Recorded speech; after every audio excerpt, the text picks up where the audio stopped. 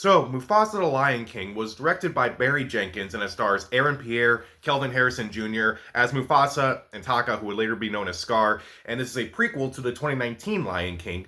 And it's about Mufasa. He was an orphan. He meets Taka and they become brothers and such. However, a rift will eventually tear them apart, where Mufasa will become the Lion King and Taka will become the outcast known as Scar. So, this was a movie that I was both not looking forward to and looking forward to.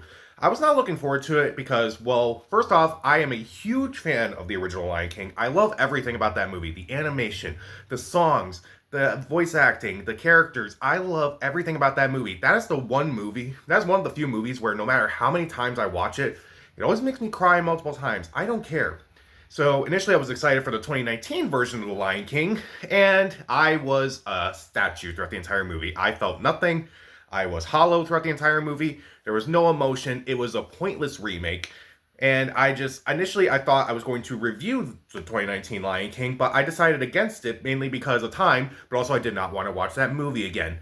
So, this movie, I was kind of intrigued by it for a couple reasons because it basically had a few things that were different from the 2019 version. First off, Barry Jenkins is a very capable director of directing. He's a very good director, in my opinion. He directed Moonlight, If Beale Street Could Talk, so I was kind of curious to see what he would do with a movie like this. Second, it was actually at least a semi-original story where it wasn't just doing beat for beat the original movie. And third, it looked like the animals actually had emotions as opposed to the 2019 movie where the animals did not have any emotions whatsoever. So I was definitely intrigued to see what this movie was going to be like.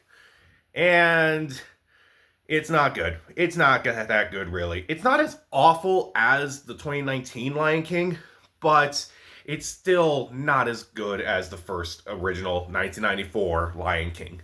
This movie is a pointless remake, but it's not intolerable to sit through. It's just a movie that's there.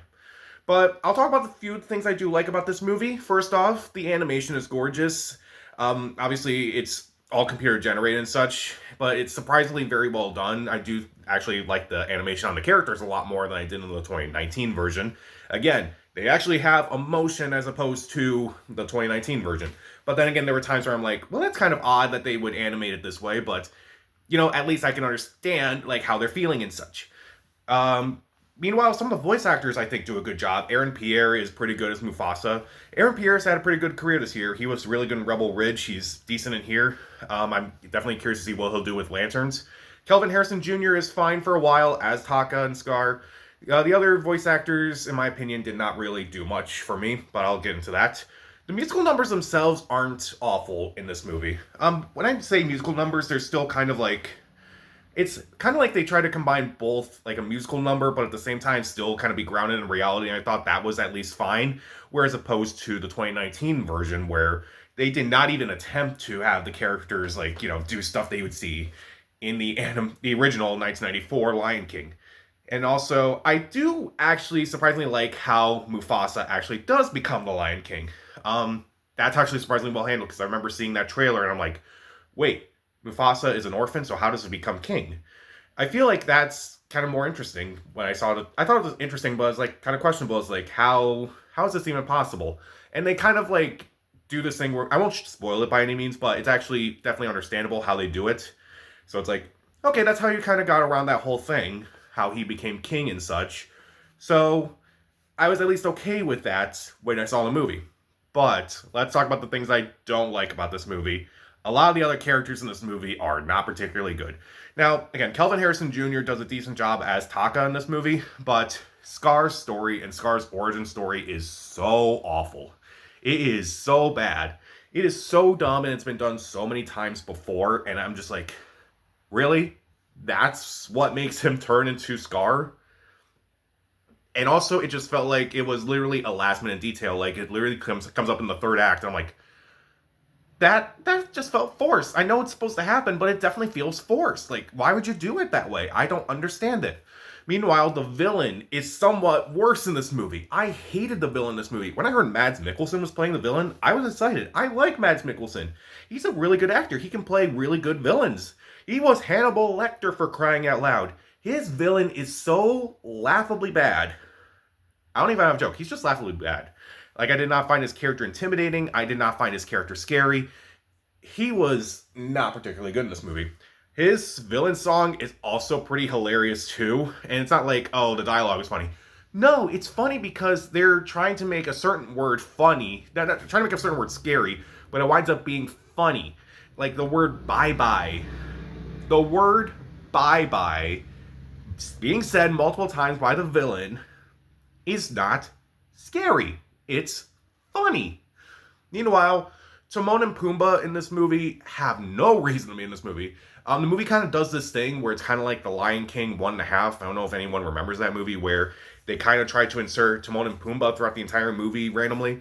The way they insert their characters are not particularly good because all they kind of do is just riff and a lot of the jokes just kind of fall flat.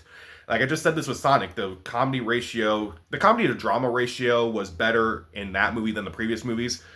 But in this movie, the comedy ratio is just awful. Like when they try to throw in Timon and Pumbaa, who are listening to the story, and it's just awful.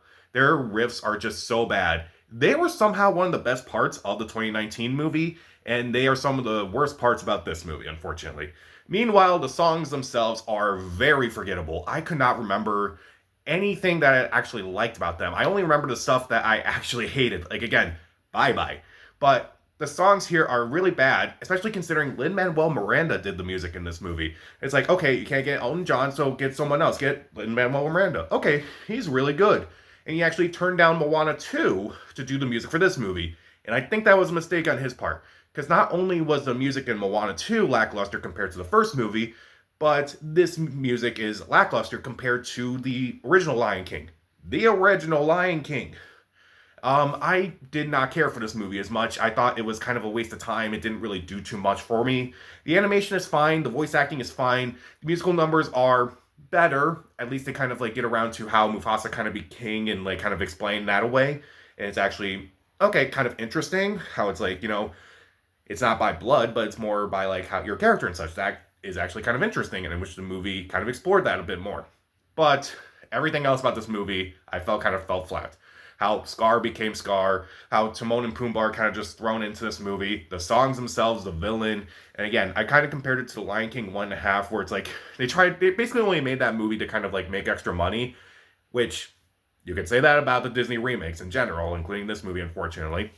And it's upsetting because, again, Barry Jenkins is a really good director, and to kind of see him kind of like do a movie like this, ambitious, but at the same time, kind of a waste of time, unfortunately. I'll give Mufasa the Lion King 2 out of 4 stars. Stream it. So, what's your favorite song from The Lion King? Comment down below, subscribe to the channel. This is Pat. Stay safe.